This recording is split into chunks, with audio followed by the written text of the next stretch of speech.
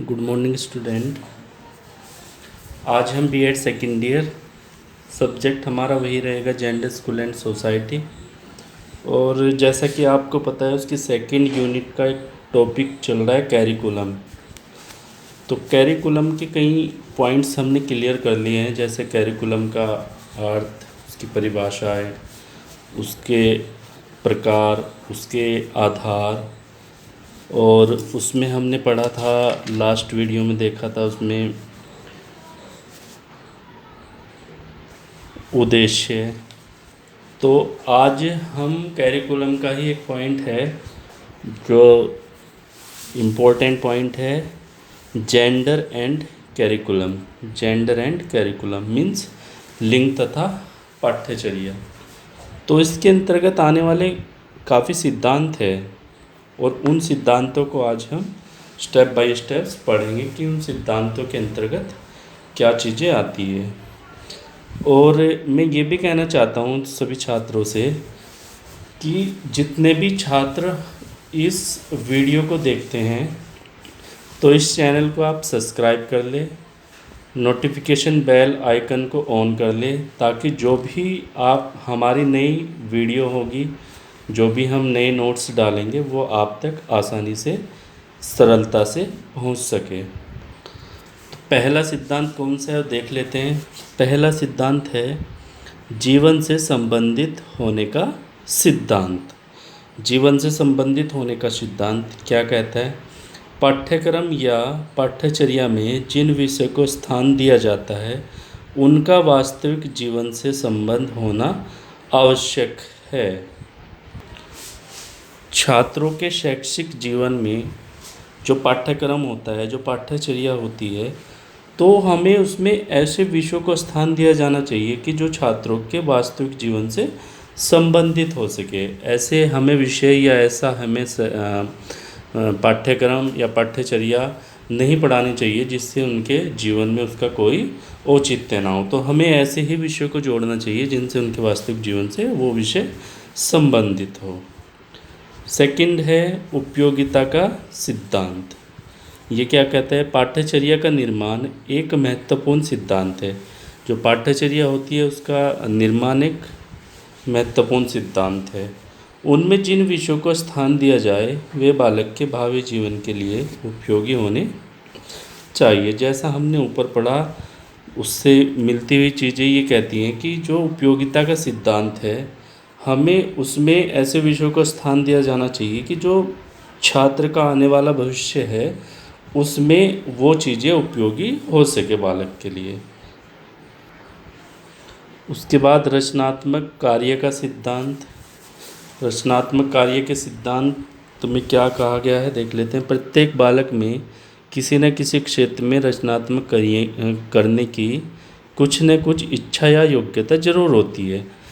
अतः इसलिए पाठ्यचर्या में ऐसे अवसर देने चाहिए जिससे रचनात्मक कार्य की योग्यता व्यक्त हो सके। अर्थात ये कह लीजिए कि जो पाठ्यचर्या है, पाठ्यक्रम है, उसमें छात्रों को ऐसे अवसर दिए जाने चाहिए जिसमें छात्र जो नई चीज़ बना सके, नया ज्ञान प्राप्त कर सके। जो क्रिएटिविटी होती है, जो एक्टिविटी, जो छात्र को नई चीज़ें, नई ज्ञान या नई अवधारणा देती हो, तो ऐसी चीज़ों को हमें पाठ्यचर्या में अवसर देना चाहिए।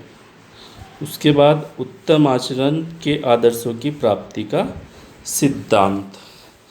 पाठ्यचर्या का निर्माण इस प्रकार करना चाहिए जिसमें यह बालकों को उत्तम आचरण के आदर्शों को प्राप्त करने में सहायता देती हो या होनी चाहिए।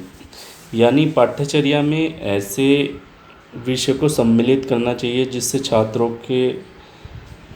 छात्रों का आचरण उत्तम हो सके, उसके अंदर गुण विकसित हो सके, उसका चरित्र का निर्माण हो सके, उसके सामाजिक का निर्माण हो सके, उसमें ईमानदारी का समावेश हो सके। तो ऐसे ही हमें पाठ्यचर्या का निर्माण करना चाहिए।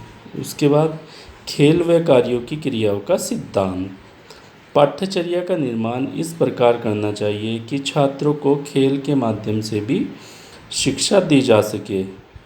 यानी कि पाठ्यचर्या में ऐसे विषयों को भी सम्मिलित करना चाहिए जिससे वो कक्षा के अलावा, विद्यालय के अलावा खेल के माध्यम से भी ज्ञान प्राप्त कर सके, खेल के मैदान में भी ज्ञान प्राप्त कर सके।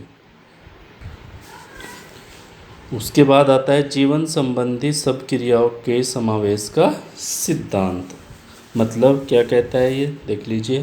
पाठ्यचर्या का निर्माण इस प्रकार किया जाना चाहिए, जो पाठ्यचर्या है उसका निर्माण इस प्रकार किया जाना चाहिए कि उसमें वे सब क्रियाएं आ जाए जो प्रत्येक बालक के स्वास्थ्य, विचार, ज्ञान, कुशलता, अभिव्यक्ति, चरित्र, सामाजिक तथा आर्थिक संबंधों को उन्नत बनाए। यानी पाठ्यचर्या का निर्माण इस प्रकार किया जाना चाहिए कि उसमें वो सब क्रियाएं आ जाए जो बालक के स्वास्थ्य, विचार, ज्ञान, कुशलता, अभिव्यक्ति आदि जो संबंध है वो उन्नत बन सके, जो व्यवहार है उसका वो उत्तम बन सके। उसके बाद आता है अनुभव की पूर्णता का सिद्धांत। क्या कहता है देख लेते हैं। पाठ्यचर्या का अर्थ केवल सैद्धांतिक विषयों से नहीं है। जो हमारी पाठ्यचर्या है उसका अर्थ केवल जो सैद्धांतिक विषय होते हैं उसी से नहीं है। पाठ्यचर्या में उन सभी क्रियाओं को भी सम्मिलित करना चाहिए, यानी कि पाठ्यचर्या में वे सभी क्रियाएं सम्मिलित होनी चाहिए जिसमें बालक विभिन्न क्रियाओं के द्वारा ज्ञान प्राप्त करता हो। यानी कोई भी जो बालक क्रिया करता है उसके द्वारा उसे ज्ञान प्राप्त होता है। जैसे विद्यालय हो गया यानी कक्षा हो गई, पुस्तकालय हो गया यानी कक्षा के बाहर आप देख लीजिए विद्यालय कक्षा, उसके बाहर पुस्तकालय, वहाँ पर ज्ञान अर्जित करता हो छात्र। प्रयोगशाला हो गई, प्रयोगशाला में भी ज्ञान प्राप्त करता है। वर्कशॉप हो गई, खेल का मैदान हो गया, और साथ साथ शिक्षक और छात्रों के परस्पर जो संबंध होते हैं, जो एक रिलेशन होता है, उस रिलेशन के माध्यम से भी छात्र ज्ञान प्राप्त कर सकता है। तो ये कुछ सिद्धांत है जो बहुत ही महत्वपूर्ण थे कैरिकुलम में, और उम्मीद करता हूँ कि आपको ये ठीक प्रकार से समझ आए होंगे। आज के लिए बस इतना ही। धन्यवाद।